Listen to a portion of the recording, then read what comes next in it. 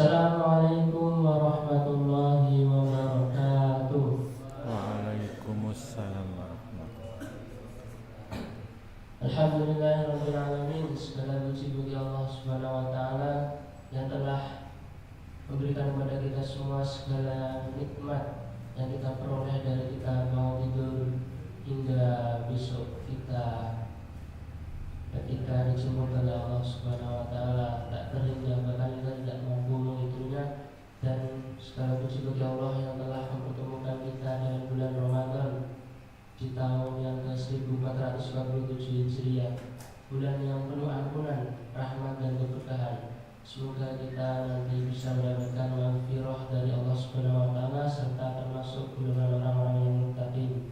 Shalawat berkalikan salam senantiasa Allah curahkan dan limpahkan pada junjungan kita Nabi Muhammad sallallahu alaihi wasallam, dan semoga juga kepada keluarga beliau, sahabat beliau, serta kepada umat-umat beliau yang senantiasa mengikuti beliau dan menghidupkan sunnah-sunnah dari beliau. Yang terhormat Ustaz Nifan Nasution Agi selaku pemateri kajian pagi Ramadan, dan yang kami hormati Ketua serta jajaran Binaan Cabang Muhammadiyah Purworejo serta seluruh jamaah kajian pagi Ramadan yang dirahmati oleh Allah Subhanahu wa taala. Alhamdulillah, pada kesempatan yang penuh berkah ini kita dapat menghadiri kegiatan kajian Ramadan bermakna 1447 Hijriah yang diselenggarakan oleh pimpinan cabang Muhammadiyah Purworejo bertepatan di Masjid Al-Mujtahidin LKSA Panti Asuhan Muhammadiyah Purworejo. Semoga kehadiran kita pada majelis ini menjadi wasilah untuk rahmat Allah, diampuni dosa-dosa kita, dan semakin menguatkan iman serta ketakwaan kita di bulan Ramadan yang mulia ini. Hadirin yang berbahagia, adapun susunan acara pada kesempatan kali ini adalah sebagaimana biasanya. Acara pertama ini pembukaan dan doa. Mari langsung saja kita buka dengan bacaan basmalah dan doa. Bismillahirrahmanirrahim. Raditu billahi rabba wa bil islam dina wa bi Muhammadin nabiyyan wa rasula. Rabbi zidni ilma warzuqni fahma. Semoga acara ini diberikan kelancaran dan keberkahan oleh Allah Subhanahu wa taala. Memasuki acara inti, yakni penyampaian materi kajian Ramadan, kepada yang kami hormati Ustaz Nifan Nasution Agi, kami persilahkan.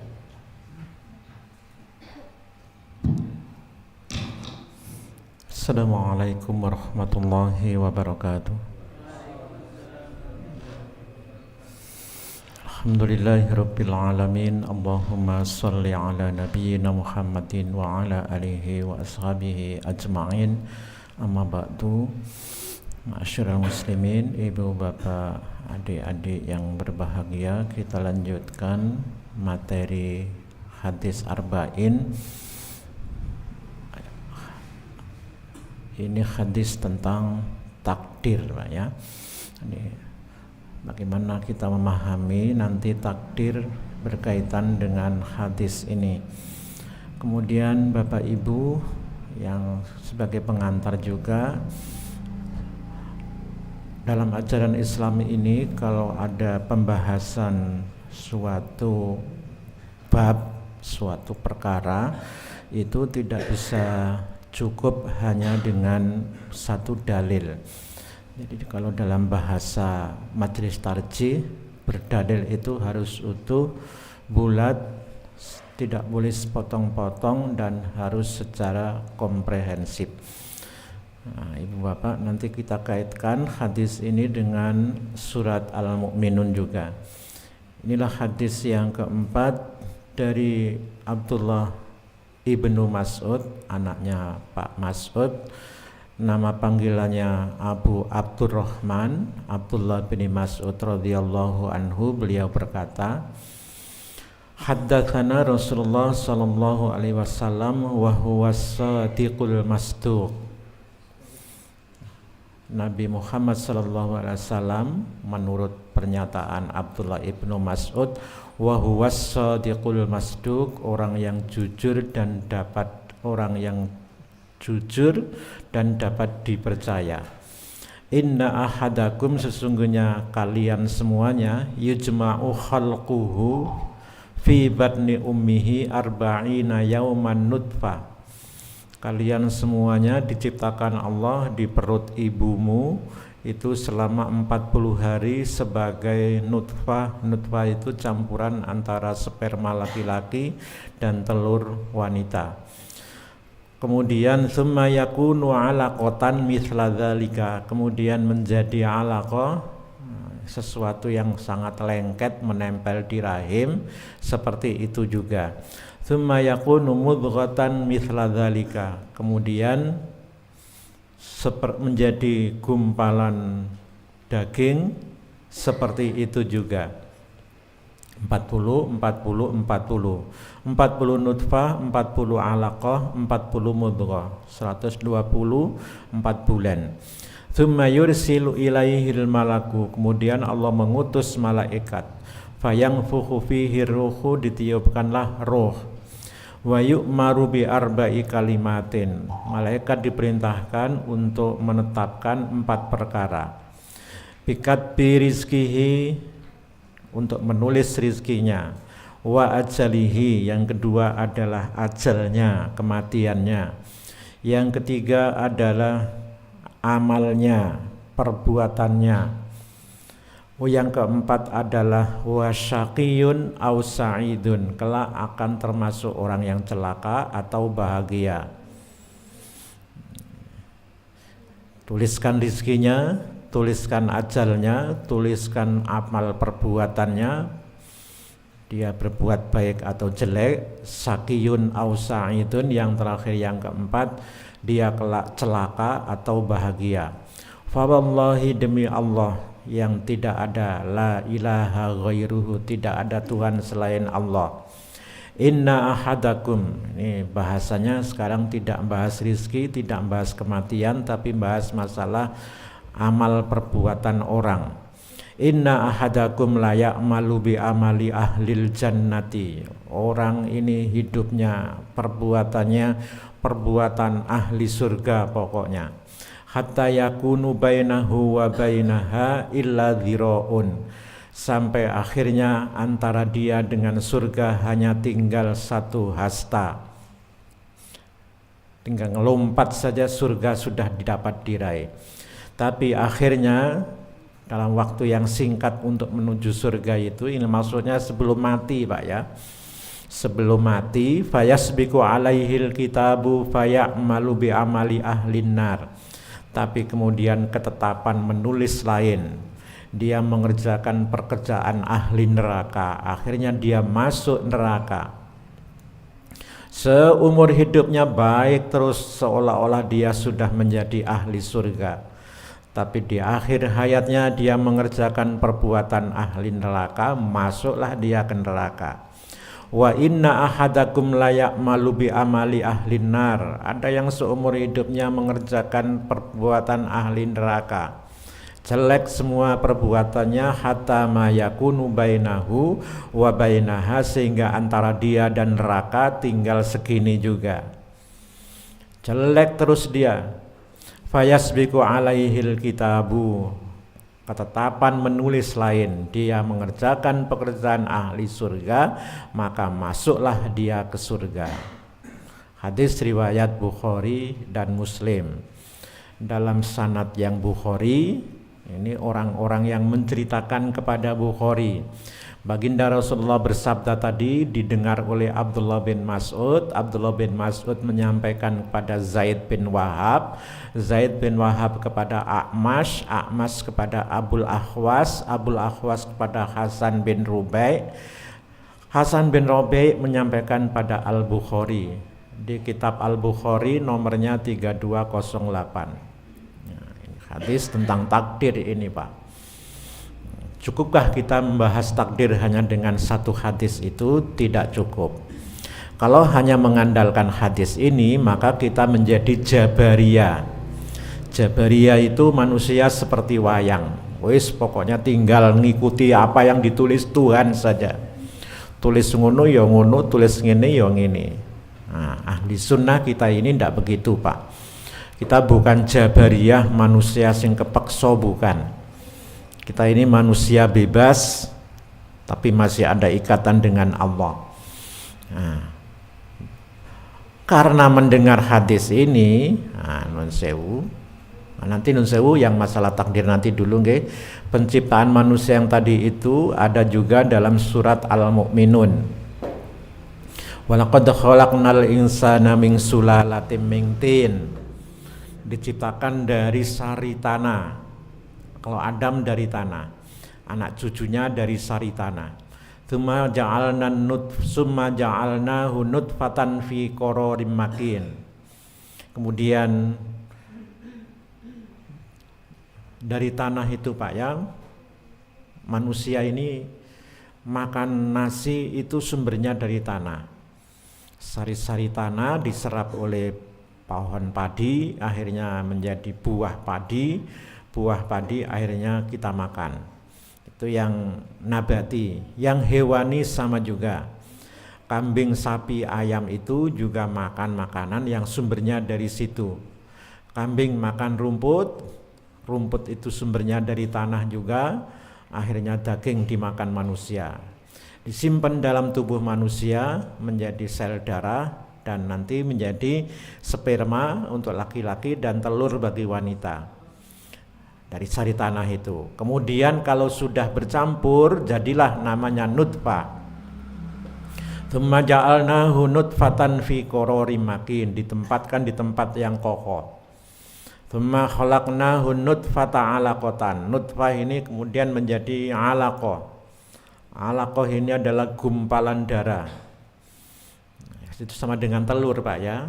Telur itu kalau masih baik ya telur, tapi nanti lama-lama dia menjadi, kalau diterawang pakai cahaya matahari atau sinar, telur itu lama-lama nanti ada garis-garis merahnya.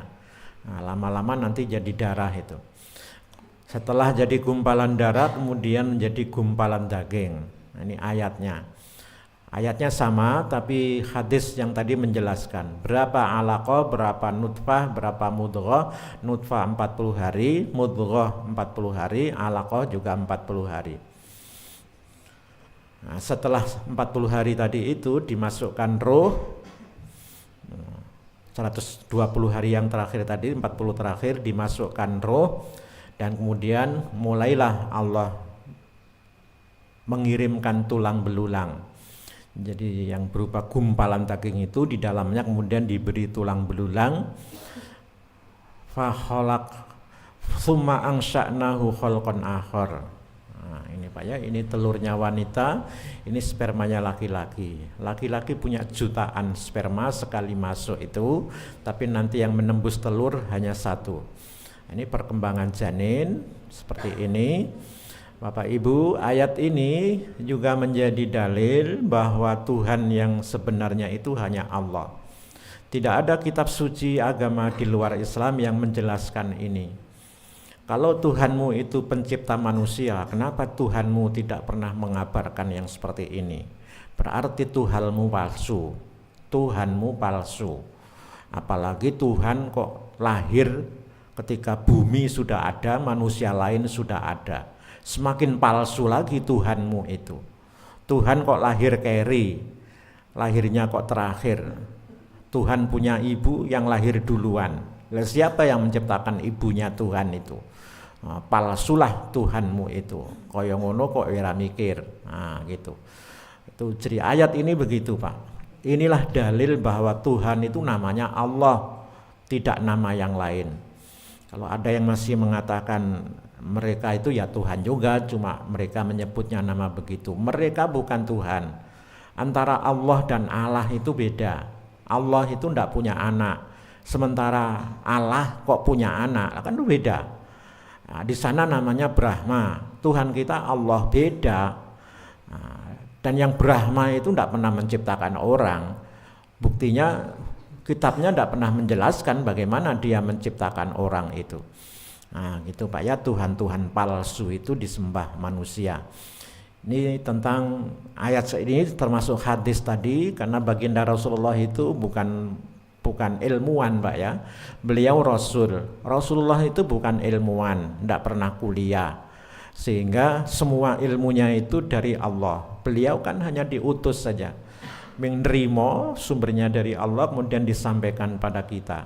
Jadi bagaimana baginda Rasulullah, orang yang tidak pernah sekolah, tidak pernah kuliah, kok tahu proses-proses ini? Nah, sekali lagi menunjukkan bahwa dalam Al-Quran disebutkan wa ma yantiqu anil hawa in huwa illa wahyu yuha. Baginda Rasulullah itu kalau beliau ngomong sementara hanyalah dia menyampaikan wahyu saja. Omongan beliau itu dipandu oleh wahyu. Kemudian gara-gara hadis tadi itu ada sahabat nanti yang bertanya, lah kalau begitu untuk apa kita wahai Rasulullah berbuat itu? Nah, ini ada hadis yang serupa. Ini hadis diriwayatkan oleh Imam Al-Bukhari juga. Ini menjelaskan surat Al-Lail. Wal-laili idza yaghsha wan-nahari idza tajalla wa ma khalaqadz dzakara wal untha inna sa'yakum lasyatta fa amma man a'ta wattaqa wa saddaqa bil husna fasanuyassiruhu lil yusra. Akan aku mudahkan dia. Nah, kalau dia diberi sedekah maka akan dimudahkan. Wa amma man a'ta wattaqa, diberi Allah rizki, kemudian dia bertakwa. Bentuk orang takwa kalau dikasih rizki itu ya bagi-bagi. Wa saddaqa bil husna, kemudian dia membenarkan kebaikan. Fasanuyassiruhu, Allah akan mudahkan urusannya, dimudahkan ke surganya juga. Nah, ini hadis riwayat Bukhari ini menjelaskan tentang tafsir itu surat Al-Lail. Surat Al-Lail itu tadi menjawab pertanyaan sahabat ketika baginda Rasulullah bersama rombongan ziarah ke Baqi, ada jenazah ya, melayat ya pokoknya ziarah ke Baqi di saat ada orang yang baru saja meninggal dunia. Lalu baginda Rasulullah bersabda, ma minkum min ahadin illa waqad kutiba maq'aduhu minal jannah wa maq'aduhu minan nar. Ini sama dengan hadis yang tadi. Siapa di antara kalian ini sudah ditulis tempat tinggalnya dia di surga dan tempat tinggalnya di neraka. Faqalu, sahabat-sahabat yang mendengar itu kemudian bertanya, ya Rasulullah, afala nattakilu, apakah kalau begitu kita tawakal saja? Nah, ini tawakal dalam arti yang keliru. Meneng wae ra ngopo-ngopo. Meneng wae terus ra ngopo-ngopo, wong wis ditentukan tempatnya di sana. Nah, inilah pesan Rasulullah. Penting ini Pak ya. Rahasianya. Jawaban dari dua hadis ini adalah apa? I'malu, berbuatlah. Bukan kok meneng wae, tawakal yang berarti meneng wae, tidak, tapi berbuatlah. Fakullun muyassarun, dengan perbuatan itu semuanya dimudahkan. Kemudian baginda Rasulullah membaca surat Al-Lail ini, Pak Amman A'to ini. Kemudian di riwayat yang lain sama juga, tapi dari sanad yang lain. Ini dari Musaddad, tadi Abdurrahman tadi, dari Ali radhiyallahu anhu qala kunna qu'udun indan nabi fadzakara hadis nahwu. Beliau menjelaskan hadis yang serupa itu. Nah, singkat kata Bapak, mohon maaf, kita takdir itu kuncinya ini barang gaib. Jangan-jangan takdir kita ke surga sana, maka jangan kemudian kita berburuk sangka kepada Allah. Tadi tetapkan di neraka, tidak. Nanti kita bukakan yang masalah husnudzon. Jadi kita tetap berhusnudzon, kita adalah tempatnya di surga. Karena semua orang muslim mukmin itu tempatnya di surga. Satu, husnudzon begitu. Yang kedua, beramal. Yang ketiga, kita berdoa kepada Allah. Jangan lupa, keyakinan kita bukan seperti keyakinan orang modern. Muslim modern sebagian mengatakan Allah itu laksana pabrik jam, hanya menciptakan jam, kalau nanti jamnya rusak Allah tidak tanggung jawab. Kita tidak begitu. Kita ada hubungannya dengan Allah, selalu terhubung dengan Allah. Maka ini doa kita. Ini doa yang redaksinya dari Rasulullah, Pak ya. Kalau mau yang lain boleh, doa sendiri boleh, pakai bahasa Indonesia boleh. Ya Allah, berikanlah aku husnul khotimah. Husnul khotimah itu didoakan bukan setelah mati. Orang mati kemudian didoakan semua, langsung mati kok. Matinya itu husnul khotimah apa? Masa doanya wis mati baru didoakan? Ya doanya itu sebelum mati, sejak masih hidup awal begini. Jadi nun sewu itu ya wis rapopo lah.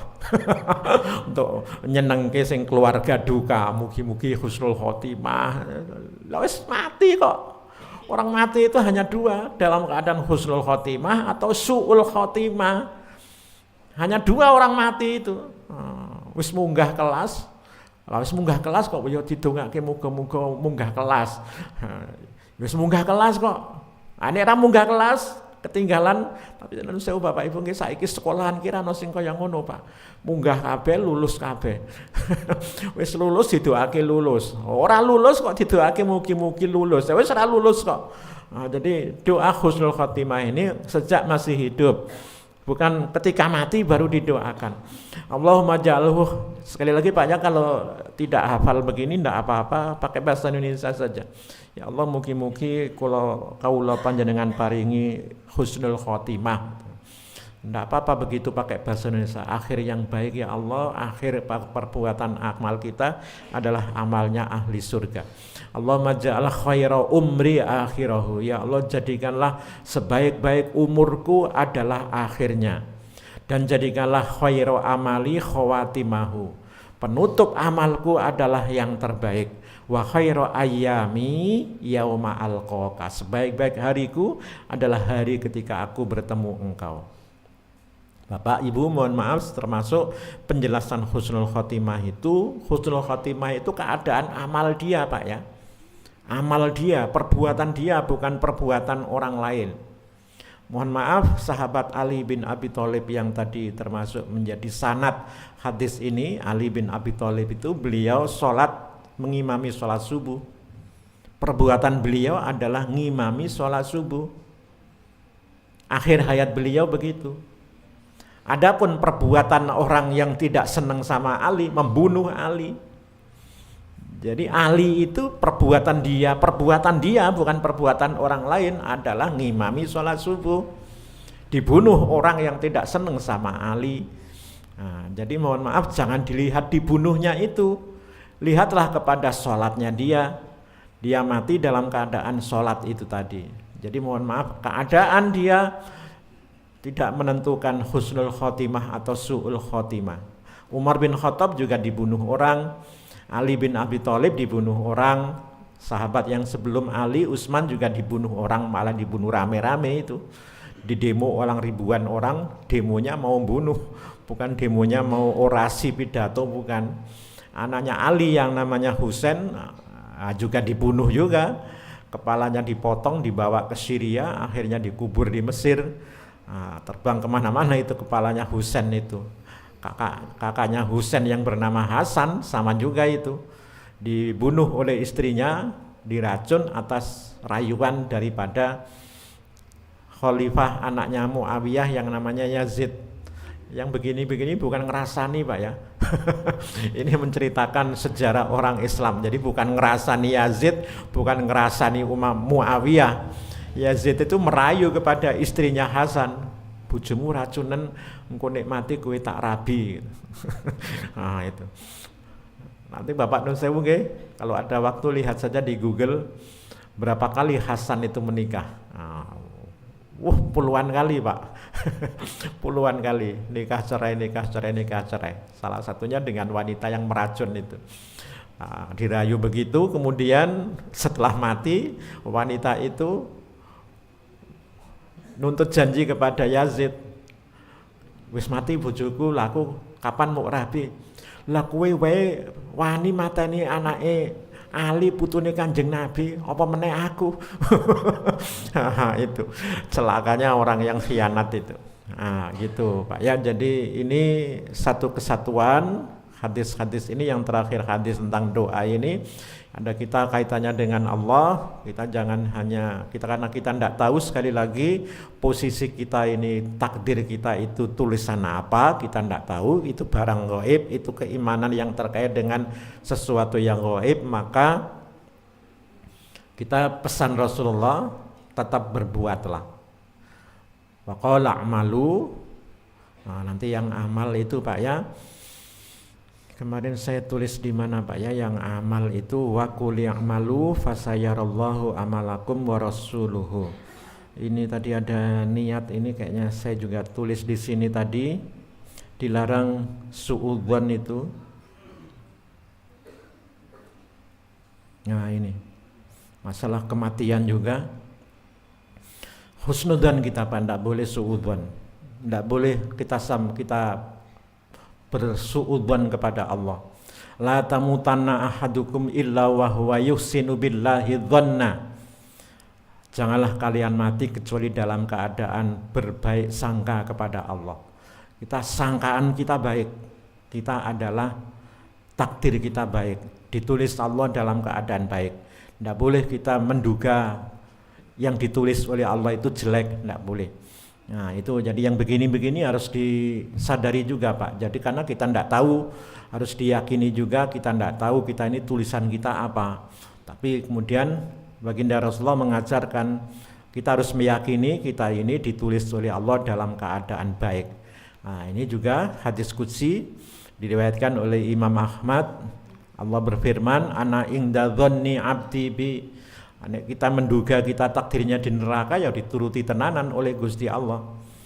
Nah, kita menduga takdir kita di surga akan dituruti juga oleh Allah. Maka terus berbuat husnudzon, berkeyakinan, berbaik sangka kepada Allah diiringi dengan amal tadi itu. Ana inda dzanni abdi falyadzun nabi masya'a. Silakan kalian menduga-duga Allah dengan dugaan semaumu, tapi dugaannya dugaan yang baik. Ana inda dzanni abdi bisama. Nah, ini kemarin sudah ittaqu firasatal mukmin, yang surat i'malu fasayarallahu amalakum wa rasuluhu itu di sebelah mana saya naruh, nanti kita cari Pak. Begitu kami kira Bapak Ibu tentang hadis ini. Kalau ada yang masih mau disampaikan, kami persilahkan. Amalnya amal baik Bapak Ibu, sekali lagi amal baik yang sesuai dengan yang dikehendaki Allah. Oleh karena itu Allah menurunkan agama kepada kita untuk menjadi panduan amal tadi itu. Monggo Ibu Bapak kalau ada yang mau disampaikan. Takdir. Ada Bapak Ibu? Monggo Pak, nggih matur nuwun, nggih monggo. Ada mic-nya enggak Mas? Itu mic-nya Mas yang biru. Assalamualaikum warahmatullahi wabarakatuh. Waalaikumsalam warahmatullahi wabarakatuh. Seringkali kalau di masyarakat itu kita menjumpai ketika jenazah itu akan diberangkatkan, kita diminta persaksian. Termasuk ini berhusnudzon kepada Allah atau gimana?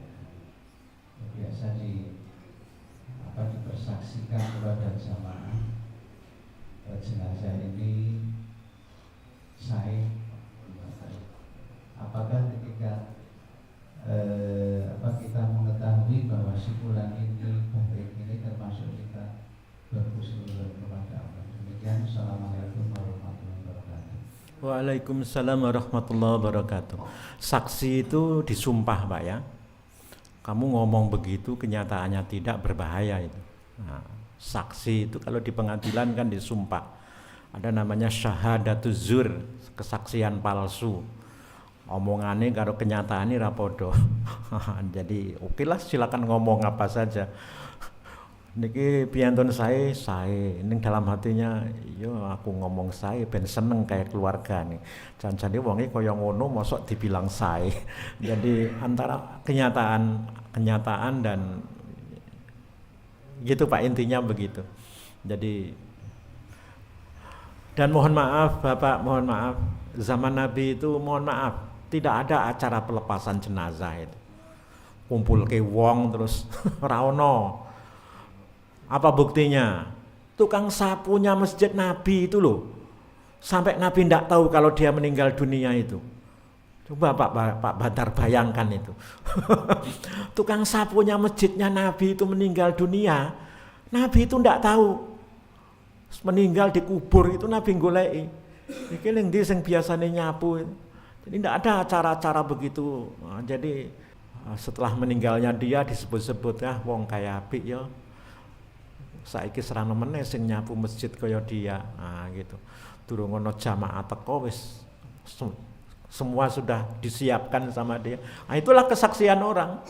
Bukan kesaksian yang mohon maaf yang diformalkan begitu. Nah, Indonesia ini kan kita di sini kan suka-suka begitu Pak. Agama itu dibuat begitu. Jadi yang alami saja tidak usah dibuat-buat gitu. Yang alami saja tidak usah dibuat-buat. Nah, gitu. Jadi begitu makanya nun sewu kita membuat bagaimana membuat tuntunan pemberangkatan jenazah yo ora ono tuntunane berangkat wae kono. Ora usah manggil-manggil orang terhormat juga tokoh masyarakat. Berangkat itu kalau zaman Rasulullah begitu. Tapi kalau sekarang begitu ya ndak apa-apa. Nah ini Pak ya mohon maaf, mumpung masalah ritual ini, formalitasnya ritual, formalitas agama yang diformalkan ini, kita mau nanti besok setelah ini hadis masalah bid'ah Pak. Ini kan seri 40, 120 hari, 4 bulan, ada acara doa bersama. Itu yang ndak ada zaman Rasulullah acara doa bersama begitu. Jadi saya ulangi Pak ya, zaman Nabi itu ndak ada begitu-begitu itu. Ngumpulkan orang, mau berangkat haji ngumpulkan orang, ya berangkat kono wae.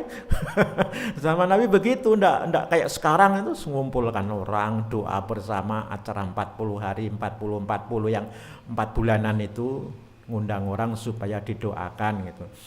Itu ndak ada.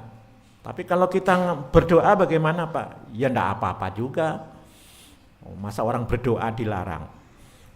Ada orang tamat sekolah, wisuda bahasanya. Kan ada juga di situ orang mendoakan. Nun sewu jadi Muhammadiyah ini harus jujur juga Pak.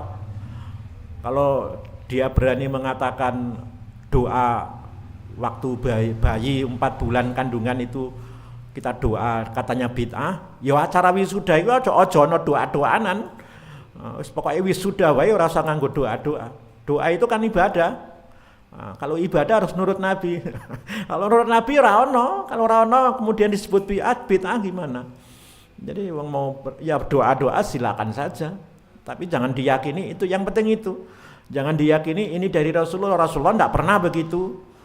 Wong tadi contohnya tadi kalau dibuat pola pikirnya seperti sekarang, masa tukang sapu nasib Nabi sampai Nabi kehilangan saksian begitu ya silakan sajalah. Nah, kalau mau dibuat begitu, tapi mohon maaf yang paling penting itu tadi baiknya itu yang benar-benar gitu loh, bukan direkayasa. Ini tentang takdir itu di sini Pak ya yang kemarin disampaikan Mas Ariful itu tentang Jibril yang bertanya apa itu iman, kata-katanya qadar. Wa antu minabil qadari khairihi wa syarrihi. Sering itu qadar. Jarang sekali Nabi menyebut atau Quran menyebut qadha, itu jarang sekali. Maka kemudian di bukunya Ustadz Yunahar ini kuliah akidah tentang qadar ini, qadar itu beliau mengartikan seperti ini. Bagi yang menyamakan antara qadar dan qadha, bagi yang menyamakan qadar itu adalah segala yang ditulis tadi ya, ini yang penting itu ini Pak, keterangan. Yang ditulis itu apa? Yang ditulis malaikat tadi itu apa gitu. Nah, dalam kitabnya Pak Yunahar, bukunya Pak Yunahar ini, yang ditulis itu adalah segala ketentuan, undang-undang, peraturan dan hukum yang sudah ditetapkan, yang tidak pernah bisa berubah. Aturan itu mengikat antara hukum sebab dan akibat. Nah, ini yang paling penting. Aturan yang tidak bisa berubah itu. Nah, ini.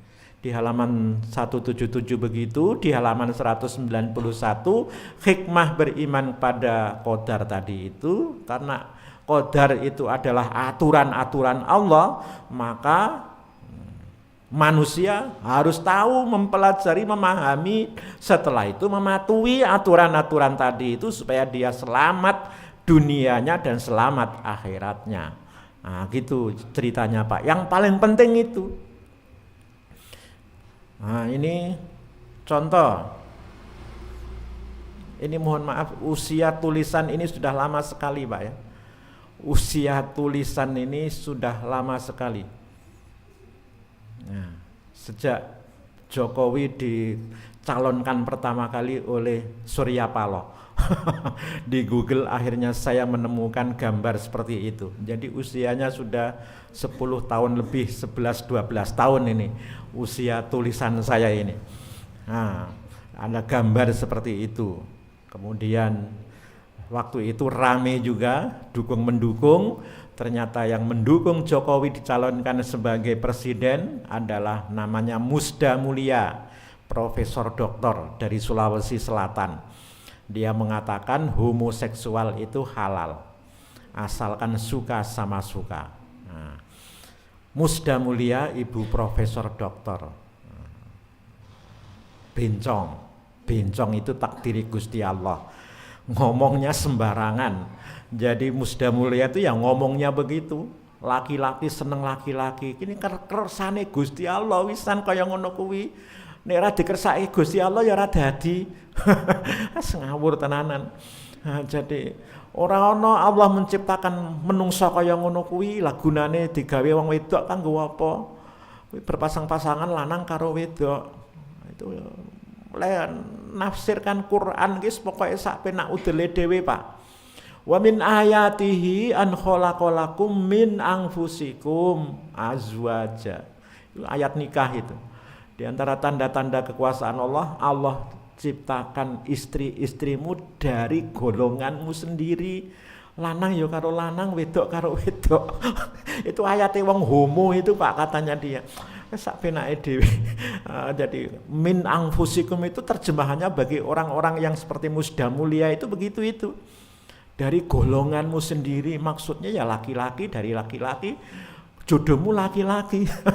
Ngawur tenanan itu. Nggak ada Allah menciptakan orang jadi bencong, jadi macam-macam, itu nggak ada. Hanya laki-laki dan perempuan. Jenis kelamin hanya 2 itu. Tapi nanti kok ada yang kelaminnya ra cetha, Pak. Ora cetha engko, maka diperlukan ilmu kesehatan. Diteliti sing kelaminnya ndak jelas itu serahkan ke dokter kelamin. Serahkan ke ahli jiwa. Dokter jiwa. Spesialis jiwa, suruh meriksa jiwanya. Dia kepribadiannya apa? Dilihat hormonnya apa yang dominan. Nah, nanti diambil yang dominan itu. Nah, maka kemudian kalau dominannya dia laki-laki, dari hormon, dari jiwanya, dari kita wedok tapi kok ndak pernah haid. Nah, berarti memang dia laki-laki. Tapi nun sewu kelaminnya ora kaya laki-laki, maka dioperasi plastik. Nah, itu teknologi sekarang begitu, Pak. Boleh kau operasi plastik, boleh untuk memaksimalkan fungsi. Nah, ternyata dia fungsi kelaminnya belum berjalan, padahal hormonnya dia hormon laki-laki, maka dibuatkan alatnya. Nah, jadi nanti kaitannya dengan teknologi begitu. Kalau operasi plastik itu tujuannya bukan untuk memunculkan dan memaksimalkan fungsi, maka tidak boleh. Operasi kelamin hanya karena nuruti nafsu tidak boleh. Nah, janjane dia itu laki-laki wis cetha barangi laki-laki kok. Tapi karena pengen jadi perempuan, karena selama ini salah didikan, salah gaul, akhirnya itu dipotong itunya, diratakan terus dibuatkan lubang. Jadilah dia perempuan. Nah, itu namanya merusak takdir Gusti Allah, merusak ciptaan Allah. Nah, gitu ceritanya Pak. Ini ayat-ayat tentang yang orang yang mengalami pelainan seksual ini. Keluarkan orang-orang yang berperilaku laki-laki seperti perempuan, perempuan berperilaku laki-laki, keluarkan dari rumahmu. Nah, nanti dibina sama waliul amri. Kalau di Aceh itu kalau yang anak-anak laki-laki sing kemayu itu dibina sama polisi, Pak.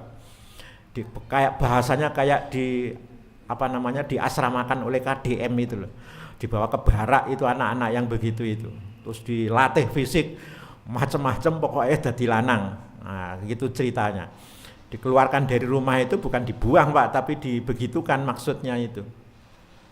Siapa yang mendapati dari keluarga kalian kok melakukan perbuatan umatnya Nabi Lut, bunuh pelaku dan korbannya. Pelaku dan korbannya. Begitu juga pada binatang yang pernah diperlakukan oleh manusia, binatangnya dibunuh juga. Nabi ditanya, lah kalau ada binatang mohon maaf yang diperkosa wong, mosok binatangnya juga dibunuh, itu kan tidak adil Nabi.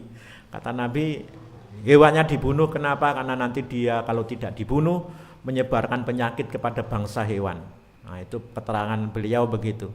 Jadi tidak ada alasan lagi orang neko-neko, semuanya sudah dikasih aturan oleh Allah. Itu bahasanya Nun Sewu dulu ada di pesantren Pak ya, anak mencuri dipulangkan ke rumahnya. Bapaknya merasa sok hebat gitu. Kenapa anak saya dihukum? Ini sudah takdirnya Gusti Allah. Terus ustadznya yang ngantar ngomong juga, ini juga takdir Gusti Allah. Hari ini saya ditakdirkan ngantar anak bapak pulang ke sana, kembalikan pada keluarganya, dan kita telah hukum itu juga karena takdir Allah begitu. Jadi mau menyalahgunakan takdir hanya untuk kepentingan-kepentingan yang tidak jelas. Dilarang bunuh diri.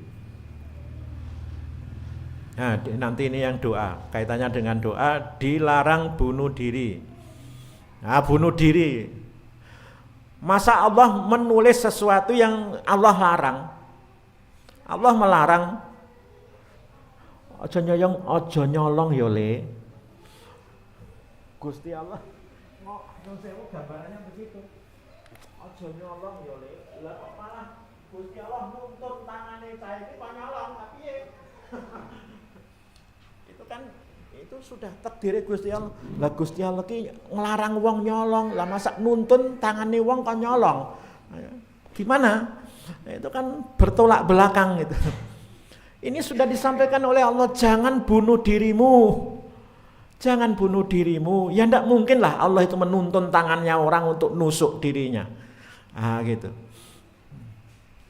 Sudah diberi peringatan-peringatan ini, hadis Bukhari. Bunuh diri itu tempatnya di neraka selama-lamanya. Itu nekat. Jadi gimana wong ini sudah dilarang kok kemudian dikatakan ini atas kehendak Allah. Bagaimana Allah nuntun orang bunuh diri padahal Allah melarangnya? Sekali lagi Pak, Allah hanya nuruti saja. Hanya nuruti saja. Tadi jangankan kok perbuatan. Kita berpikir jelek saja Allah nuruti kok. Jadi kita berpikir jelek saja Allah nuruti. Maka sekali lagi Bapak, ini doa tadi yang doa husnul khotimah itu kita bukan hanya minta husnul khotimah Pak ya, pokoknya kita minta kebaikan terus kepada Allah. Karena doa itu bahkan bisa merubah takdir. Orang ketimpa kontainer harusnya penyet, tapi bisa enggak penyet, itu gara-gara kekuatan doa. Maka terus berdoa. Doa itu bisa merubah takdir. Takdir yang hukum sebab akibat tadi itu. Ketimpa kontainer harusnya penyet, dia enggak bisa penyet gara-gara apa? Itu kekuatan doa. Ini keyakinan orang Islam begitu Pak. Jadi kalau ada kita mengalami sesuatu yang di luar nalar, itu kekuatan doa kita. Maka nun sewu, jangan nazar kata Nabi. Yang bisa merubah takdir itu doa, bukan nazar. Apa bedanya dengan nazar? Doa dengan nazar, kalau doa itu tulus Pak. Tulus. Ya Allah berilah aku keselamatan. Itu tulus begitu itu. Tapi kalau nazar itu tidak tulus. Ya Allah berikanlah aku keselamatan, kalau aku selamat nanti aku akan puasa. Nah, itu tidak tulus malahan. Dikiranya Allah itu butuh sama kita. Jadi kemudian Allah diiming-imingi itu. Ya Allah luluskanlah aku ya Allah, nanti kalau aku lulus ujian, nanti saya akan sholat tahajud selama 40 hari berturut-turut. Nah itu. Jangan diiming-imingi seperti itu Allah itu. Allah tidak butuh sholatmu. Sholat saja, doa-doa saja, minta kepada Allah, yakinlah doa itu dikabulkan. Jadi dia menduga Allah itu tidak mengabulkan doanya, kecuali kalau Allah diiming-imingi itu. Nah itu dugaan dia begitu. Dikiranya Allah itu butuh dengan begitu-begitu itu. Itu kami kira, Bapak nggih, ada yang lainnya? Oh nggih Pak, monggo.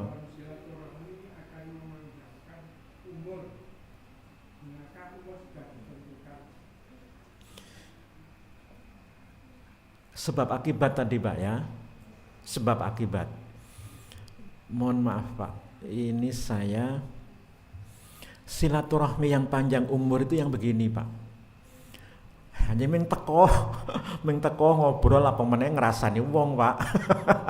Apa ya malah tambah umure, ya malah dawa dosane. Nun sewu nggih. Nun sewu, mohon maaf. Silaturahmi yang panjang umur itu yang begini Pak. Mohon maaf Pak ya.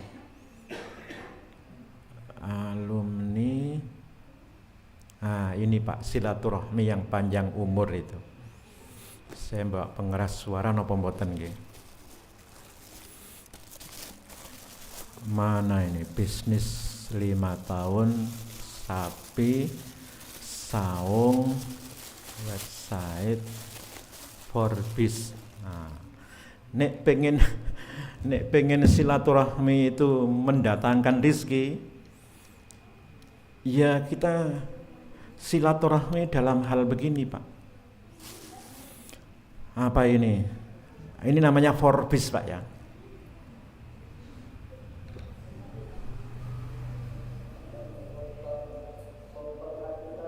Sebanyak 15 orang pengurus Forum Bisnis IKPM Gontor cabang Pekalongan periode 2021-2026 resmi Ini silaturahmi Pak.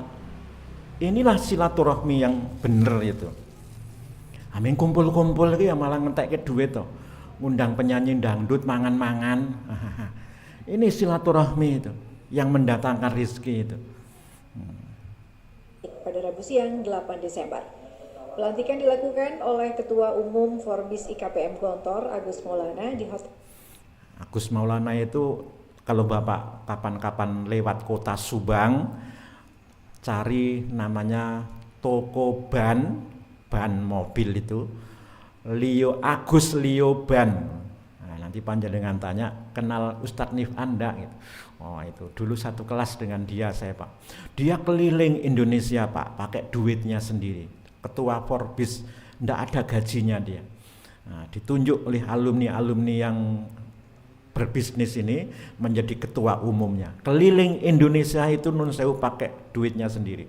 Ya ke Pekalongan, ya ke Bandung sampai ke Pekalongan disaksikan oleh Kabak Biro Kesraseda Provinsi Jawa Tengah.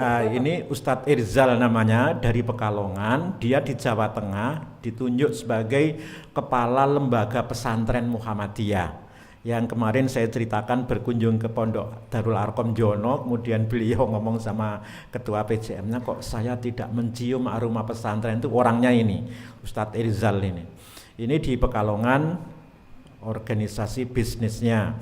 Ini Agus Maulana tadi berkunjung ke Bandung. Alumni yang punya usaha ternak sapi.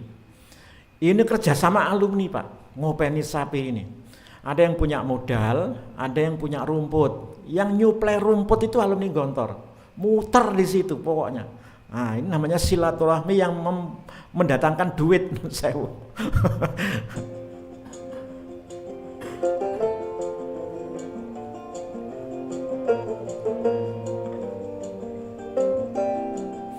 Kandangnya ndak usah mewah-mewah, tapi kandang yang begini ini dia punya website tadi itu, kandang sapi apa tadi itu. Ini namanya Agus Maulana.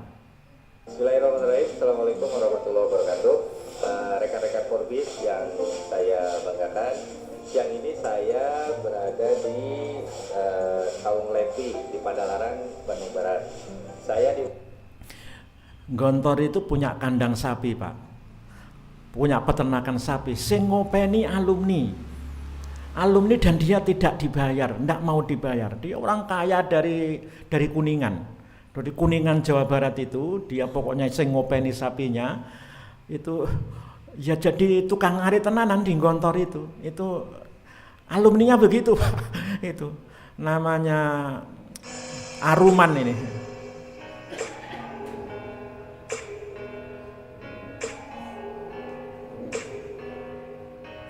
Jadi ini silaturahmi antara murid dengan pondoknya terus berjalan.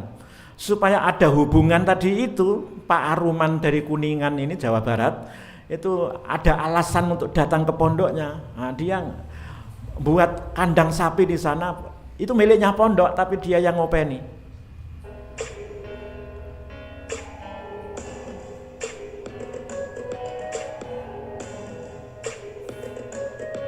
Gemukan sapi di GP. Nah, ini tadi yang Irzal Pekalongan, ini orang Juragan Seafood dari Bandung, ini Aruman orang kaya raya dari Kuningan. Dia mengabdikan dirinya ke pondok itu jadi pokoknya tukang ngarit ini Pak Aruman ini.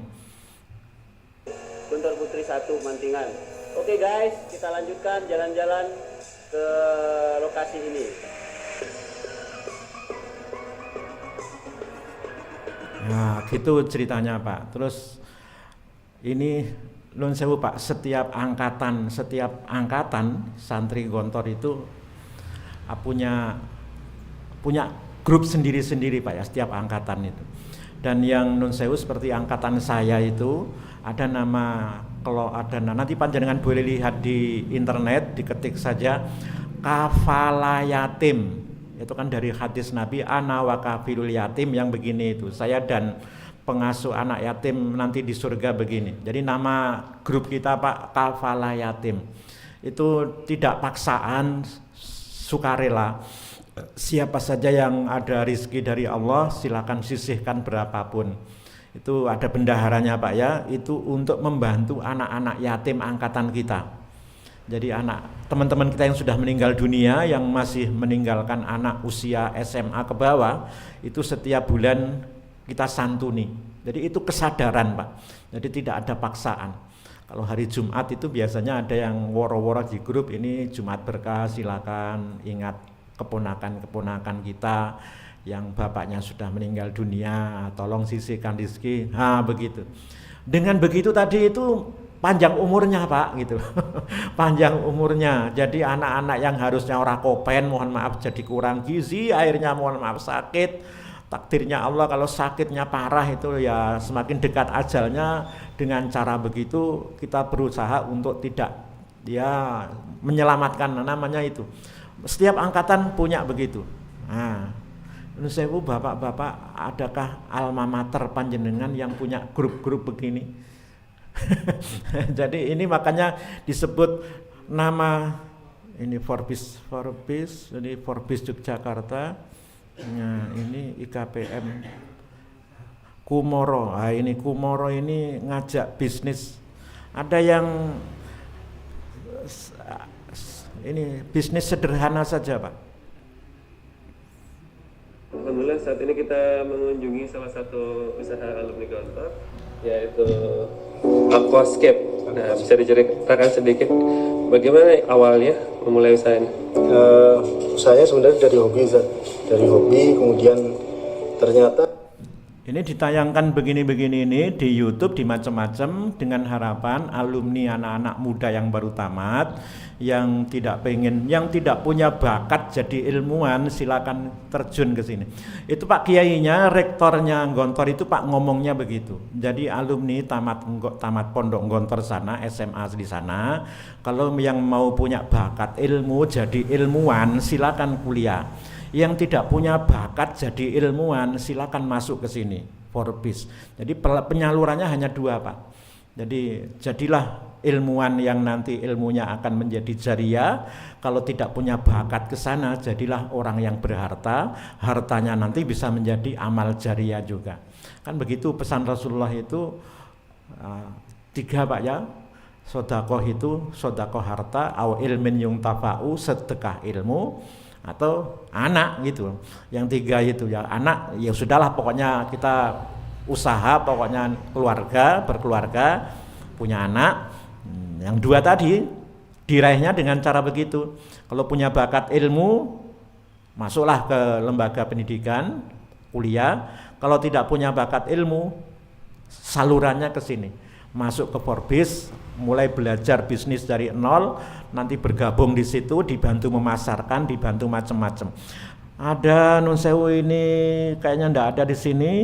Ada nanti panjenengan boleh lihat saja di YouTube, diketik saja Forbis Gontor Sari Bumi Bangunan. Sari Bumi Bangunan. Dia prinsipnya, jadi prinsipnya itu tidak pengen disaingi, Pak. Jadi itu sekarang jaringan Sari Bumi Bangunan itu di Jawa Timur itu punya toko bangunan lebih dari 250 toko bangunan. Jadi nama yang perintisnya namanya Husnul Asrofi dari Jombang itu, Mojokerto. Kemudian dia awalnya karyawannya itu setiap bulan itu ada arisan. Setiap yang mendapat arisan itu harus buka toko bangunan. Keluar dia jadi dari buruh menjadi juragan toko bangunan. Buka 1, buka 2, terus begitu. Masing-masing tadi itu setiap bulan itu ngumpul arisan tadi itu. Jadi setiap yang dapat arisan itu buka toko bangunan. Gitu. Sekarang menjadi 200. Setelah banyak begitu, kita punya harta begini untuk apa? Maka didirikanlah lembaga pendidikan yang dananya ditopang dari orang-orang tadi itu. Gitu pola pikirnya, Pak. Gitu kami kira, Pak, ya. Jadi ada sebab akibatnya, Pak. Kenapa kok panjang umurnya banyak rezekinya? Sebabnya apa? Dicari sebabnya diantaranya ya ini caranya begitu supaya tambah banyak rezekinya, panjang umurnya, begitu caranya. Itu kami kira, Bapak, sudah jam 6:30 kita serahkan kembali kepada Mas pembawa acara. Ada salah khilafnya mohon maaf. Kita akhiri. Assalamualaikum warahmatullahi wabarakatuh. Waalaikumsalam warahmatullahi wabarakatuh. Kami sampaikan jazakumullahu khairan katsiran wa ahsanal jazaa kepada Ustaz Nifan dan Sudirmage yang telah menyampaikan materi. Semoga ini menjadi amalan jariah bagi beliau dan bisa bermanfaat bagi kita semua. Sama sekalian dirahmati Allah Subhanahu wa taala, masuki ke acara berikutnya yang ini adalah pengumuman. Kami sampaikan infak kajian Ramadan pada tanggal 6 Ramadan 1447 Hijriah sebesar Rp165.000. Kami sampaikan jazakumullah khairan atas infak Bapak Ibu jamaah sekalian. Demikian para jamaah yang dirahmati Allah Subhanahu wa taala, rangkaian acara kajian Ramadan bermakna 1447 Hijriah pada kesempatan kali ini. Marilah kita tutup dengan membaca hamdalah dan doa kafaratul majlis. Alhamdulillahirabbil alamin. Subhanakallahumma rabbana wa bihamdika asyhadu an la ilaha illa anta astaghfiruka wa atubu ilaik. Demikian dari kami, ada khilaf yang kami mohon maaf. Wassalamualaikum warahmatullahi wabarakatuh. Waalaikumsalam warahmatullahi wabarakatuh.